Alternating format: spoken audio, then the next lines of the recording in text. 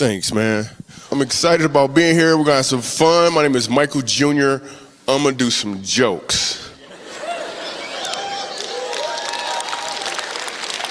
Yet, at the same time, I'd like to explain to you how how comedy works. So let's jump right in. I actually like the city of Reno a lot. I was here once. I was keynote speaking for a corporation, and something really kind of strange happened when I was there. So normally, I'm the type of person, I like to be on the stage alone. I don't need any help or anybody. So this CEO of this large company introduces me, and he has the microphone. And normally, we have two different mics, and he leaves, and then I'm there. That's the plan. Dude stays there. I'm standing right next to him with no mic. And then he looks at the audience, and I'm standing there, and he says, first, let me explain this. I'm the type of comedian, like I'm observational. Like I pay attention to things like college students. Take somebody who goes to a nice school, like the University of Southern California. Ask them what school they go to. You get a nice, quick answer. What school you go to? USC? New York University. You get a nice, quick answer. What school you go to? NYU? Ask somebody to go to community college. You get a much longer response, don't you? What school you go to? Well, see, right now, what I'm doing, I'm gonna get a couple credits, right? Then my financial aid is supposed to come through.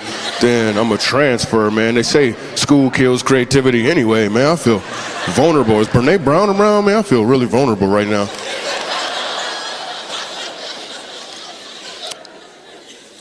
And let me tell you a little more about me. I love being a dad, and I have 5 kids.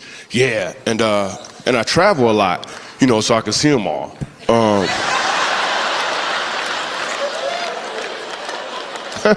I'm just playing. I don't see them. No, I do. I have 5 kids. They're all with me. I live in Dallas now. My kids are awesome. The thing about having a big family is you always have to figure out ways to save money. And we wanted to get our family pictures taken, and that stuff was expensive. So we did to save money, right? Is we all got in the front seat of the car, looked both ways, and ran a red light. That's what we did. 2 weeks later, the picture came in the mail. But my son blinked, so we had to do it again. Stuff is crazy. I was doing that joke in prison recently. I wasn't in prison like, hey, I'm funny, get off me. It wasn't like that. Whenever we're doing a big live event, like we're doing one tonight in Reno, whenever we do a large ticketed event, a concert in a city, we always look for a homeless shelter or a prison, abused children's facility to go to during the day, do comedy. So I'm doing a prison this time, and yeah, it's a TED Talk. I don't got that much time. You don't got to clap. It's okay. So we're doing this prison, and I do the joke about the red light, and 75% of the prisoners laugh, the rest of them, nothing. Then I realized what was going on. Some of them had been locked up for so long, the dude next to him had to explain the joke. He was like, see, nowadays, when you run a red light, they send a picture with a ticket in the mail. Then he looked at the dude next to him and was like, a red light is what they use for traffic when you go down the road. And then he said, a road is what they use. Wow, where am I at right now, man? So I'd like to explain to you how comedy works. This is how comedy works. Really all comedy. Anytime you laugh, this formula is taking place in one way or another, but specifically with regards to stand-up, this is how it works as well. First there's a setup, and then there's a punchline. Let me explain. The setup is when a comedian will use his talents and resources to seize any opportunity to ensure that you, the audience, are moving in the same direction. The punchline occurs when he changes that direction in a way you're not expecting. When you catch on to this change, you've received the punchline. The results are revelation, fulfillment, and joy expressed through laughter. Let me give you an example. A few summers ago, I took my family on vacation to Mexico. The first 2 days were rough because the people there kept calling me a Negro. The third day, I realized they were saying amigo, and it was all cool. That was cool, so. Did you see what just happened right there? So when I was a child, I used to struggle with my reading. I used to really have a hard time reading. I don't know what it was. I just struggle with. I read now just fine. Like the signs over the door that say excite. I can read that stuff. But when I was a kid, I used to struggle with my reading. Like I couldn't sound a word out phonetically. It just didn't work. So now looking back at it, I realized I developed like 7 different ways to look at a word to determine what the word was. And I'm talking about, just started noticing this really in junior high. So I would look at the font size, the color, the positioning, what's in front of it, what's behind it, how people responded to it. I got really good at looking at words differently, to the point in high school, people didn't know I wasn't really reading. I was just working it out really, really fast. Now as an adult, I read just fine, but I still have this ability to look at words and people and situations 7 different ways almost immediately. In fact, it's the primary place where I pull my comedy from. So that very thing from my past, it looked like it was a setback, looked like it was some sort of handicap. Turns out I'm actually able to use it for what I'm called to do now. So just like you've probably had some sort of setbacks, but if you would, in a way, embrace it, you'll probably find there's more opportunities out there. Now I find comedy all over the place. At the airport today, a little white kid walked up to me, asked for an autograph. I was like, hey, buddy, what's your name? He said, I'm Tanner. I looked at him, I said, no, you're not.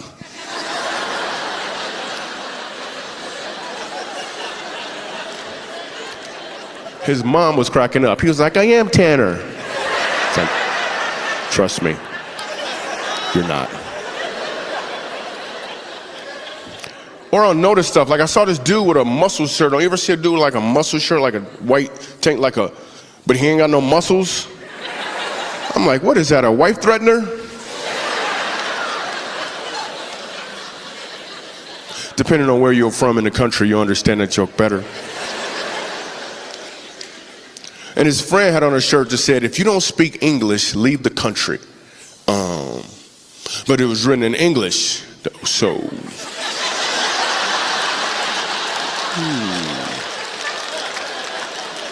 So I walked up to him and I said, you're dumb. But I said it in Spanish, though, so he didn't know. He didn't know.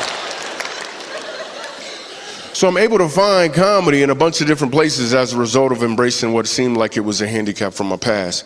I noticed even what people say sometimes. Have you ever heard the phrase, boy, I wish I could have been a fly on the wall? Every time I hear that, I walk up to the person and I say, and then what? No. You want to be a fly on the wall so you can hear the information that was in the room. Well, I've done the research. Flies don't have ears. Yeah. You would be just as ignorant as you currently are. But you would be a fly. Nobody even listens to a fly.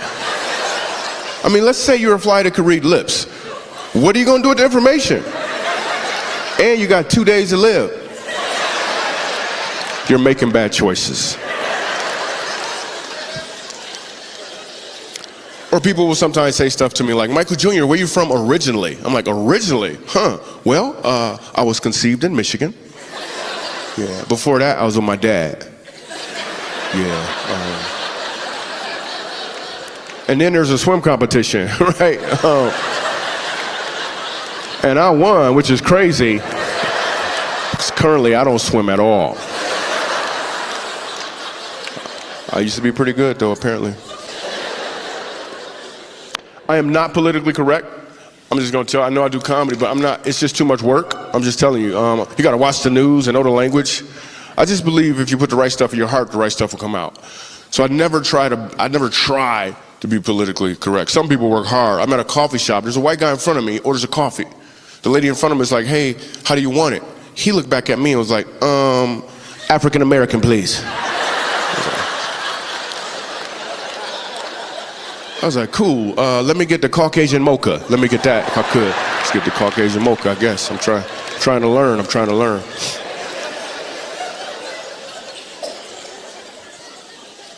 Coaches would say some stuff too.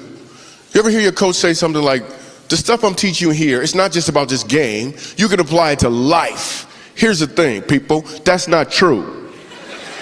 I thought it was true. Straight out of high school, one of my first jobs I used to park cars. One of the cars was really nice, so I took it for a little spin. The company found out and my boss lost the account. He was yelling at me and screaming. I didn't know what to say or do. I thought back to my high school football coach. I looked at my boss, I was like, you know what, man? You win some, you lose some, man. You can't let this one loss get you down. The important thing is I went out there and I had fun.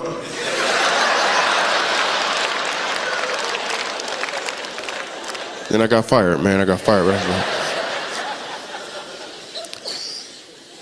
Actually, I do play some basketball. I didn't want to perpetuate stereotypes, but it's true. But in basketball, you're supposed to run and jump. I don't really feel like doing both all the time. So some friends recently took me ball hunting. Some people call it golf or whatever.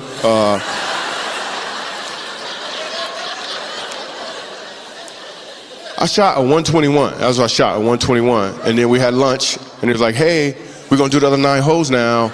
I was like, I'm not going back out there. I'm not going. Because they lied to get me to go. They was like, yo, the greens are awesome. I was like, cool. I showed up with some cornbread. I was like, all right. I don't know how to say cornbread in German. I'm sorry. I just did that just for Germany. I've never really been there before. I do think working out is important. I was at the gym the other month. And, I was gonna do some cardio, right? But they moved it upstairs. I ain't going up there, man, please. And I get recognized at the gym. I got recognized. I'm working out, this lady's like, I was like, hey, how you doing? She's like, you don't understand, Michael Jr., you're my favorite comedian. Every time I see you, I laugh my butt off. I was like, keep laughing, you know? Keep laughing.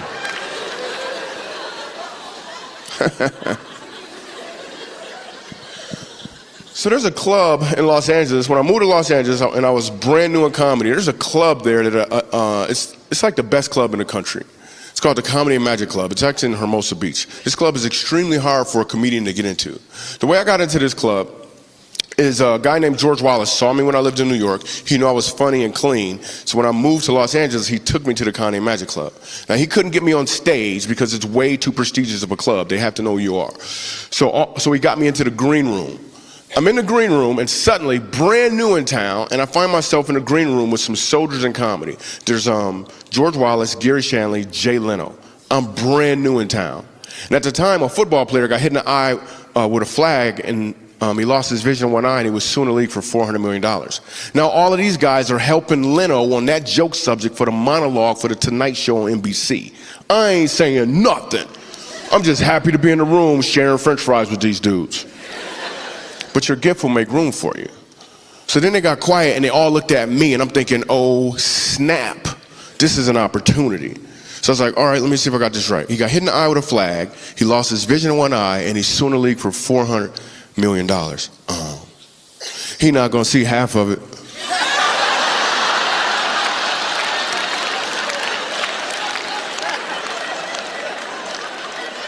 Like for real. So here's the thing, how did I get that joke that fast under that much pressure? The truth is, it wasn't as much pressure as you might think because I had been practicing since I was a child in the form of a kid who was having a hard time reading. I was practicing just like you've probably been practicing. You just didn't know you were practicing. I'm here to let you know you've been practicing. And for a lot of you guys, it's game time. It's game time. So now I'm in the club, and I'm performing there. This was probably like 7, 8 years ago. And I'm headlining at the club, and right before I get on stage, I had a change in mindset about comedy. Most of the time when a comedian gets on stage, he wants to get laughs from people. And I felt a shift take place. Instead of going up there to get laughs from people, I felt like I was supposed to give them an opportunity to laugh. I did a little prayer, and I clearly felt like I was supposed to give an opportunity to laugh. This changed everything. Because now I'm not looking to take, I'm simply looking for an opportunity to give. This is why we now go to the homeless shelters and all these places. In fact, that very night when I leave the stage, I'm outside, people want autographs, we're hanging out, taking pictures, and I look across the street and I saw a homeless guy. I had never seen a homeless guy outside this club before, ever. But that doesn't mean he wasn't there before. That just means before, my mindset was to get laughs from people, so why would I even notice them? But now I changed my mindset and I see this homeless guy and I have the thought, what about him?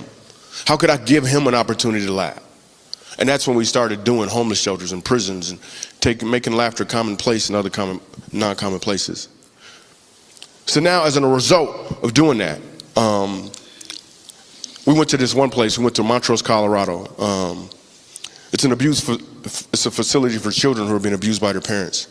And I'm hearing all of these stories, and his grandmother tells about her grandson who was so afraid of his mom because he's on drugs.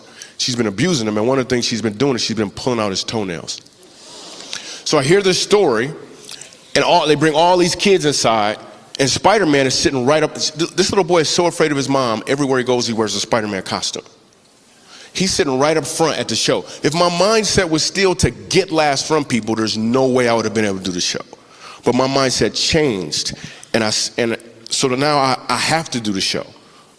So I get up on stage, and people start laughing slowly but surely. 20 minutes in it, I hear a voice come from right here, and the voice says, "My name is Ronan." And this little boy pulls off his mask and introduces himself to me in a way, and I can't even tell you what it meant to me. And he started talking to me for like 9 minutes, like I wasn't doing a comedy show at the time. But it was all because I made this shift. I made this change, and I said simply, instead of trying to get, I'm going to see if there's an opportunity to give. If you can make this adjustment, it will change your life for the good. If you're a mechanic, you may think you get paid to fix vehicles, but if you can make this shift, you will recognize you help people reach their desired destination. That will put your alarm clock out of business. My senses are there's a lot of people out there still hitting the snooze button. Before I bounce means to vacate the premises. I'd like to explain to you how life works, at least from a comedian's perspective. First there's a setup, and then there's a punchline. Your setup is your talents, your resources, and your opportunities. And most of the time we use our setup to ensure that the people around us are moving in a direction that serves us, which means the punchline occurs when you change that direction in a way they're not expecting. You actually use your setup for other people. The results are the same yet multiplied: revelation, fulfillment, and joy. But it's not just for the one receiving your punchline. It is absolutely for you as you deliver the punchline. In fact, if I ask the question to everyone here, everyone watching, if I ask you this question, how many people here know what your setup is? Every one of you would be able to tell me. Because your setup is the fact that you have a house, a car, you've been married, you went to school. Your setup is about what you've received.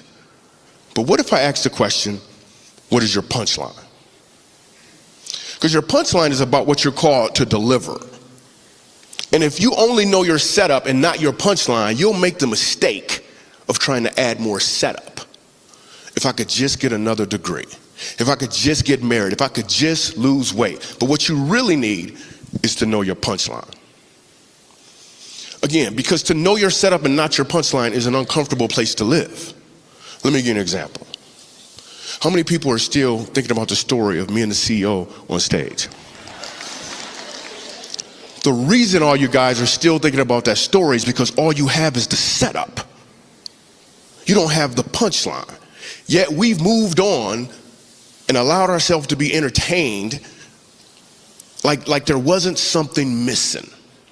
So we'll go to a comedy show or a football game or a concert, even though there's something missing. And that's just the story I told you 10 minutes ago. What about your story?